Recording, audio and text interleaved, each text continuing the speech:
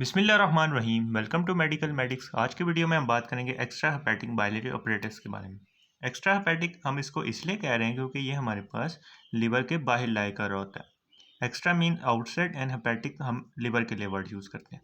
अब बाइलियरी हम इसको इसलिए कह रहे हैं क्योंकि जो हमारे पास लिवर से बाइल आता है वो हमारे पास इसके थ्रू ट्रांसपोर्ट और इसके अंदर क्या होता है, स्टोर होता है। इंट्रोडक्शन की बात करें तो extra hepatic biliary apparatus collect bile from the liver, store it in the gall bladder. Bile का बेसिक काम क्या होता है कि ये हमारे पास फैट की अब्जॉर्प्शन करवा रहा होता है। तो ये हमारे पास जो अपरेटस होता है ये इसको क्या कर रहा होता है, ट्रांसपोर्ट कर रहा होता है। उसके अलावा हमारे पास इसकी स्टोरेज करा रहा होता है गॉल ब्लैडर के अंदर, and transmit it to the second part of the duodenum. जो स्मॉल इंटेस्टाइन का सेकेंड पार्ट होता है, स्मॉल इंटेस्टाइन का फर्स्ट पार्ट होता है ड्यूडेनम, और ड्यूडेनम का जो सेकंड पार्ट होता है जिसको हम कहते हैं डिसेंडिंग पार्ट, उसके अंदर हमारे पास ये ओपनिंग होती है जिसके थ्रू बाइल जो होता है गॉल ब्लैडर से आ रहा होता है। उसके अलावा हम इस अपरेटस के कंपोनेंट्स को देख लेते हैं। सबसे पहले हमारे पास लिवर से आ रही होती हैं right and left hepatic ducts, यानी राइट लोब से हमारे पास राइट हेपेटिक डक्ट आएगी और लेफ्ट लोब से लेफ्ट हेपेटिक डक्ट आएगी। तो ये कंबाइन करके हमारे पास क्या बना देंगे जी, कॉमन हेपेटिक डक्ट। यानी लेफ्ट हेपेटिक डक्ट और राइट हेपेटिक डक्ट से हमारे पास क्या बन गई, कॉमन हेपेटिक डक्ट। उसके अलावा हमारे पास होती है सिस्टिक डक्ट जो कि गॉल ब्लैडर से निकल रही होती है। अब सिस्टिक डक्ट और जो हमारे पास हेपेटिक डक्ट होती है वो कंबाइन करके क्या बना देती हैं, बाइल डक्ट। अब हम इनको डायग्राम से देख लेते हैं। Parts of extra hepatic biliary apparatus को समझने के लिए ये वाली डायग्राम, जिसमें ये हमारे पास है जी right and left hepatic ducts जो कि right and left lobe of liver से आ रही होती हैं। ये कंबाइन करके क्या बना देंगी, common hepatic duct. Common hepatic duct combine करेगी गॉल ब्लैडर से आने वाली सिस्टिक डक्ट के साथ। सिस्टिक डक्ट और कॉमन हेपेटिक डक्ट मिलके क्या बना देंगी, बाइल डक्ट।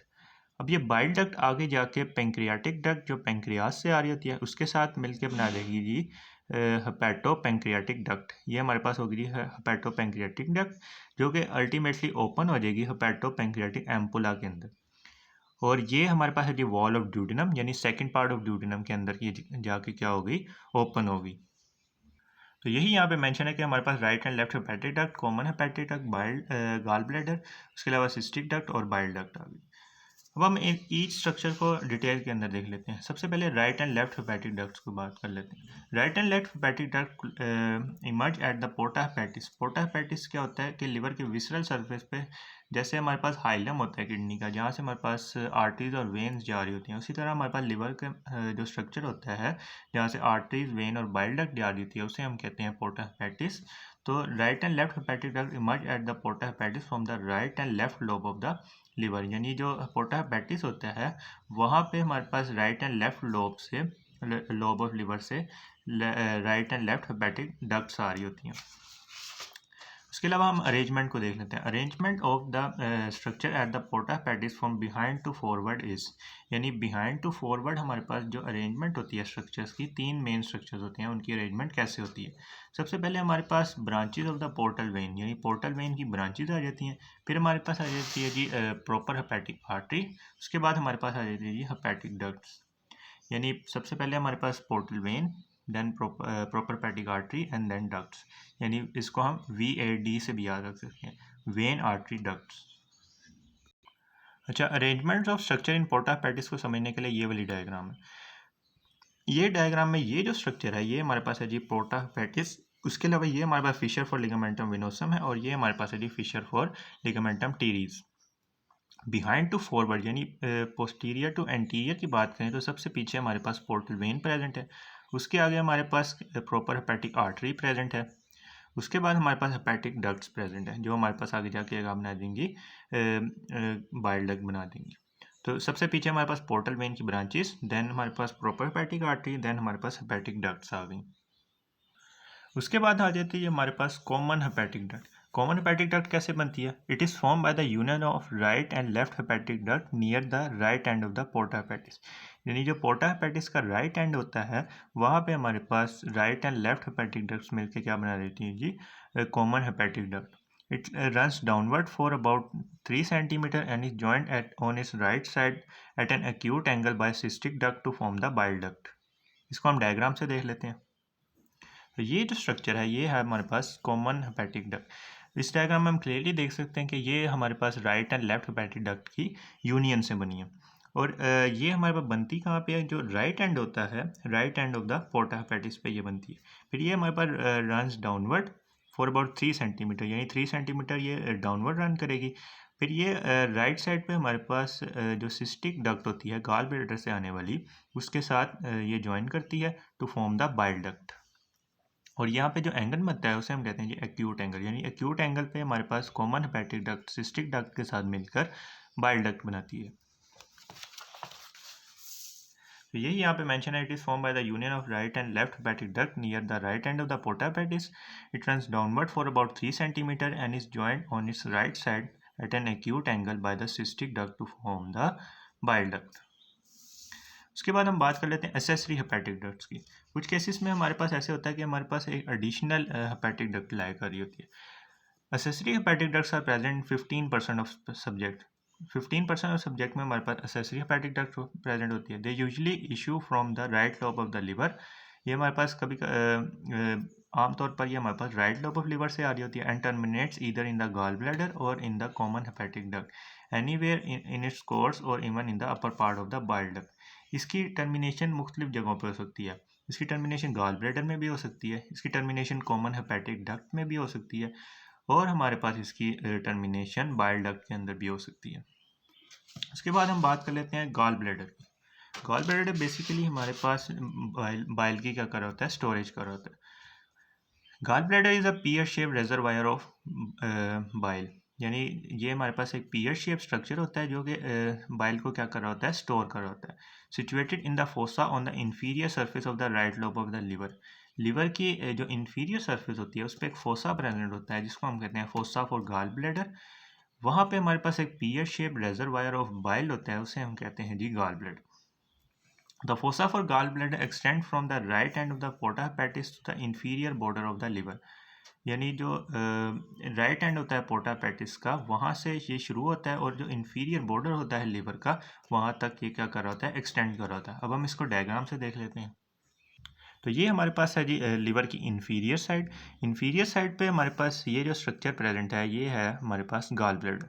अब ये कहाँ से कहाँ तक एक्सटेंड करा है, ये हमारे पास राइट साइड और ये लेफ्ट साइड, क्योंकि ये हमारे पास है लेफ्ट लोब और ये है राइट लोब। तो right end of the porta hepatitis से ये शुरू हो रहा है और जो इंफीरियर बॉर्डर है हमारे पास लिवर का, वहाँ तक ये क्या कर रहा है, एक्सटेंड कर रहा है।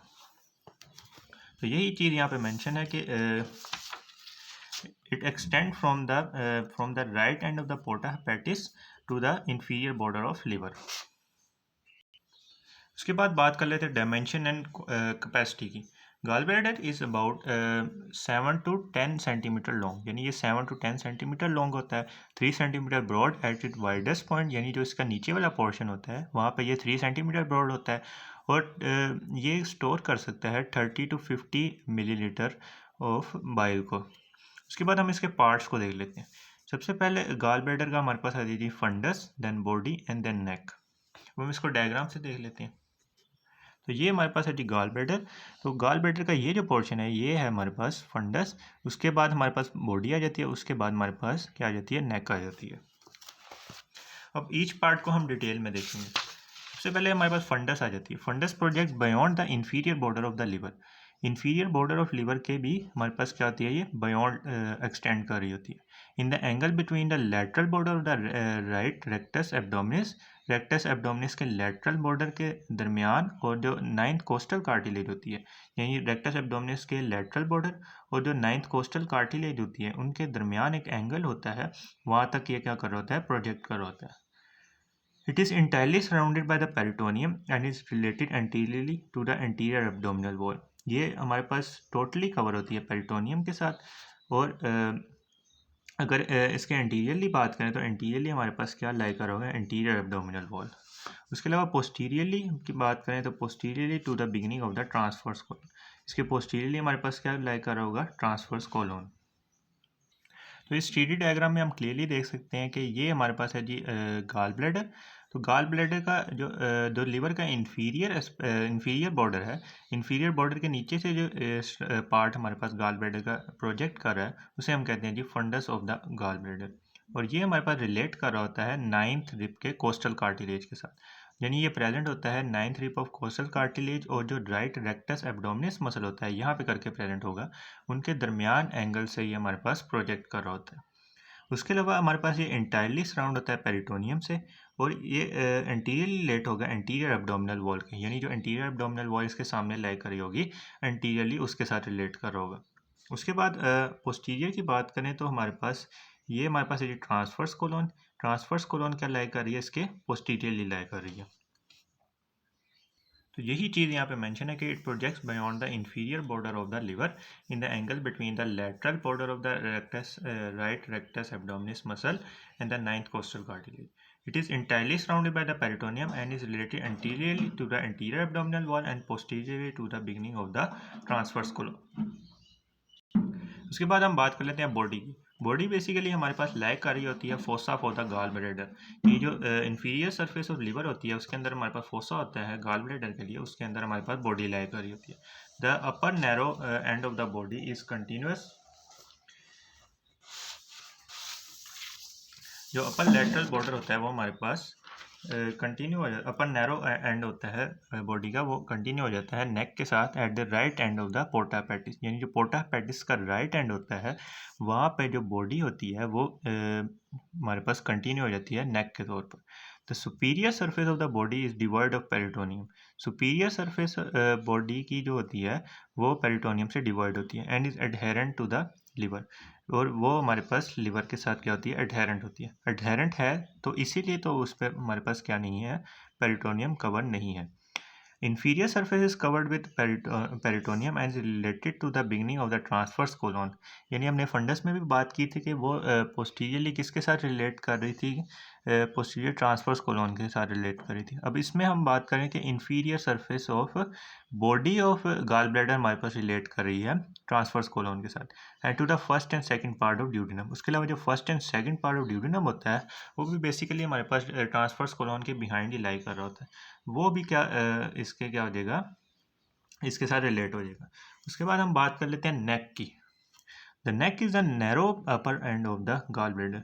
नेक बेसिकली हमारे पास नैरो अपर एंड होता है। It is situated near the right end of the porta hepatis. जो पोर्टा पेटिस का राइट एंड होता है वहाँ पे हमारे पास ये प्रेजेंट होती है। इट फर्स्ट कर्व एंट्रो सुपीरियरली, यानी एंटीरियर और सुपीरियरली ये हमारे पास पहले कर्व करती है, उसके बाद ये कर्व करती है पोस्ट्रो इन्फीरियरली, यानी पोस्टीरियरली जाएगी और ये जाएगी इन्फीरियरली जाएगी to become continuous with the cystic duct. अब इस डायग्राम में देख सकते हैं कि ये हमारे पास है जी नेक, तो ये हमारे पास नेक है। सबसे पहले ये एंटीरो सुपीरियरली कर्व कर रही है, उसके अलावा ये फिर ये हमारे पास कर्व कर रही है पोस्ट्रो इन्फीरियरली, यानी पोस्टीरियरली और इन्फीरियरली। पोस्टीरो इन्फीरियरली कर्व करने के बाद ये हमारे पास ज्वाइन कर देती है सिस्टिक डक्ट के साथ। It's junction with the cystic duct is mark bye constriction, यानी जहाँ पे ये सिस्टिक डक्ट के साथ कम्युनिकेट कर रही होती है वहाँ पे हमारे पास क्या प्रेजेंट होता है, एक कंस्ट्रिक्शन प्रेजेंट होता है। Superiorly the neck is attach to the liver by the areolar tissue in which the cystic vessels are embedded. Superiorly बात करें तो हमारे पास जो नेक होती है वो लिवर के साथ अटैच होती है बाय द एरियोलर टिश्यू, जिसके अंदर हमारे पास क्या होती है, सिस्टिक वेसल्स होती हैं। Inferiorly it is related to the first part of the duodenum. Inferior की बात करें तो ये हमारे पास रिलेट कर रही होती है फर्स्ट पार्ट ऑफ ड्यूडिनम के बाद। उसके बाद हम बात करते हैं हार्टमैन्स पाउच क्या होता है। Hartmann's pouch basically the posteromedial wall of the neck is dilated outward to form a pouch called Hartmann's pouch. तो ये हमारे पास होती है जी नेक, तो जो नेक का ये पोस्ट्रोमीडियल वॉल है ये डायलेट करके हमारे पास ये जो पाउच बनाती है, इस पाउच को हम क्या बोलते हैं, हार्टमैन्स पाउच।